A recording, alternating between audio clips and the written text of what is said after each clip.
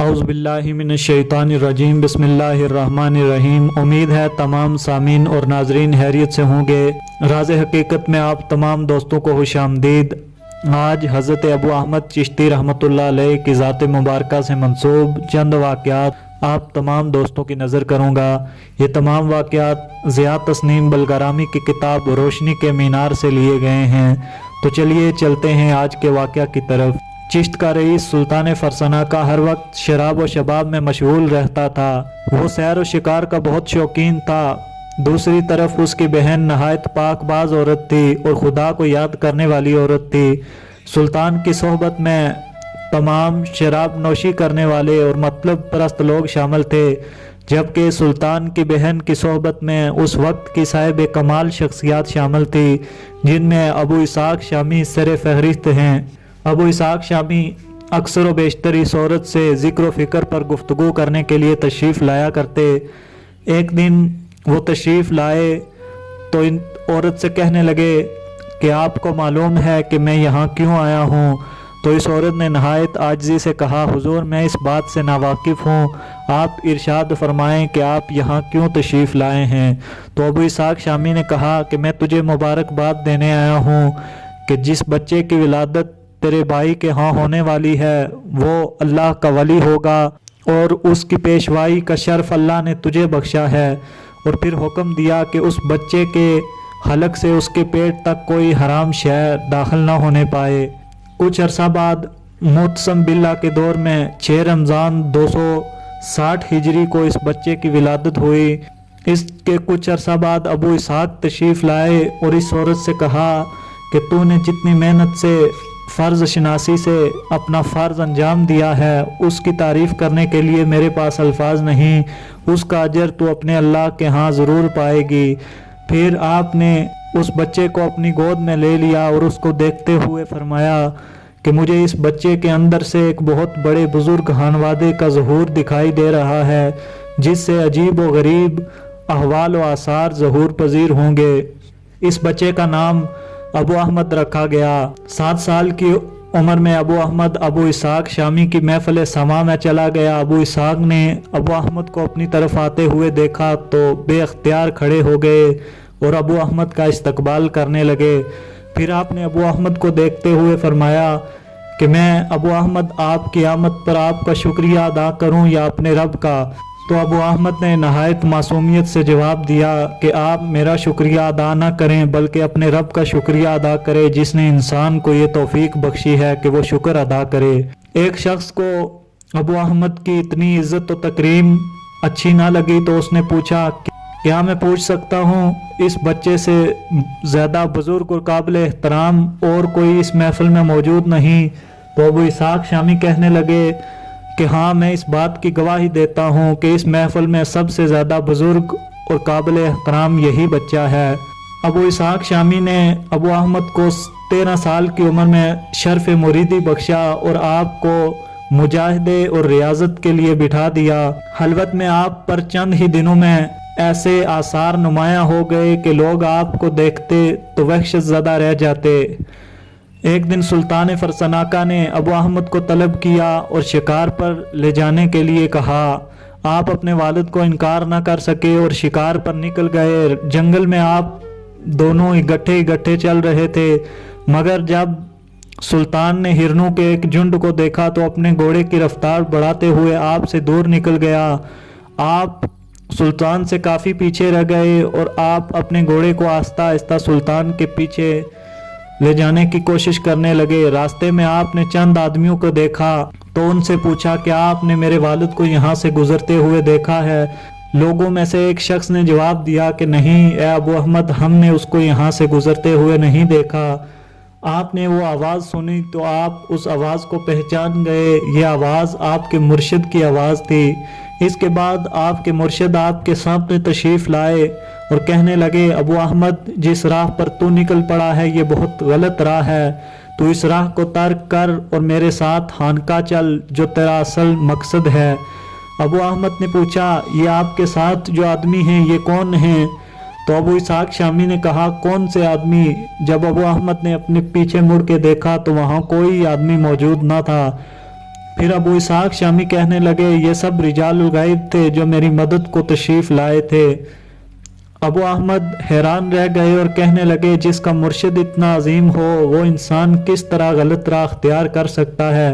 फिर अपने घोड़े को वहीं छोड़ा और अपना तमाम साज व सामान वहीं छोड़ा और एक पहाड़ी गार में अपने मुर्शिद के साथ 8 साल तक इबादत और रियाजत में मशगूल हो गए। इन 8 साल के दौरान आपके मुर्शिद ने आपको हिरकाए हिलाफत का मुस्तहिक मान लिया। जब आप अपने घर तशरीफ़ लाए तो आपने अपने घर में एक ऐसा हिस्सा देखा जिसके चारों तरफ दीवार थी और दरवाजे पर ताला लगा हुआ था।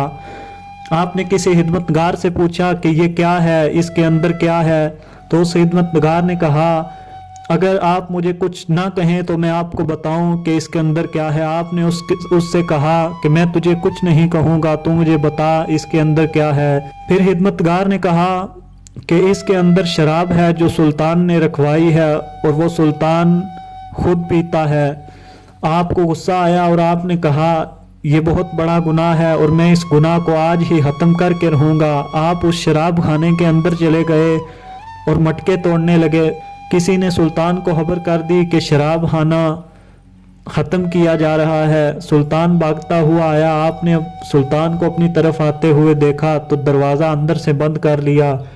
सुल्तान अपने हाथ में एक पत्थर उठाए छत की तरफ चला गया और एक रोशनदान से आपकी तरफ पत्थर फेंका, मगर वो हैरत और परेशानी के समुंदर में उस वक्त गर्क हो गया जब उसने ये देखा कि वो पत्थर जो उसने आपको मारने की नीयत से फेंका था हवा ही में मुअल्लिक हो गया है। वो उसे एक पत्थर के बाद दूसरा पत्थर फेंकने की हिम्मत ही ना कर सका। जब वो नीचे आया तो अबू अहमद के पांव पड़कर माफ़ी मांगने की कोशिश की, मगर अबू अहमद ने उसके हाथ पकड़ लिए और कहा कि ए वालिद साहब, मुझे गुनाहगार न कीजिए। इसके बाद सुल्तान ने आपके हाथ पर शराब नोशी से तौबा कर ली। एक दफ़ा आपका गुज़र एक ऐसी बस्ती से हुआ जिसके लिए मशहूर था कि वो लोग मुसलमानों को देखते ही जुल्म व तशद्दुद करके मार देते हैं। आप उस बस्ती की तरफ रवां थे कि एक शख्स ने आपसे कहा कि अगर आप उस बस्ती में जाना ही चाहते हैं तो उन काफिरों जैसा लिबास पहन लीजिए ताकि वो आपको पहचान ना सके कि आप मुसलमान हैं। आपने उस शख्स की तरफ देखा और मुस्कुरा कर कहा कि क्या खूब कहा तुमने, खुदा ने मुझे इस्लाम और ईमान का लिबास पहनाया है और मैं मौत के डर से उसे उतार फेंकूं और काफिरों वाला लिबास पहन लूं। फिर आपने उस बस्ती की तरफ देखा और बिस्मिल्लाह बावाज़ बुलंद पड़ा और बस्ती में दाखिल हो गए। लोगों ने आपको देखते ही पकड़ लिया और एक मैदान में एक बड़े मीनारे के साथ बांध दिया। फिर तमाम लोग वहां जमा हो गए और उनके पुरोहित भी वहां मौजूद थे। एक पुरोहित ने कहा कि ए मुसलमान, अब तुझे इस बात का अफसोस होगा कि तू मुसलमान क्यों है। मैं तुझे ऐसी अजियतनाक और दर्दनाक मौत दूंगा। आपने उसकी तरफ देखा और कहा कि तू और तेरी कौम मुझे उस वक्त तक नफ़ा या नुकसान नहीं पहुंचा सकते जब तक उसमें खुदा की रज़ा शामिल ना हो। उस पुरोहित ने अपने आदमियों से कहा कि इस शख्स पर थूको।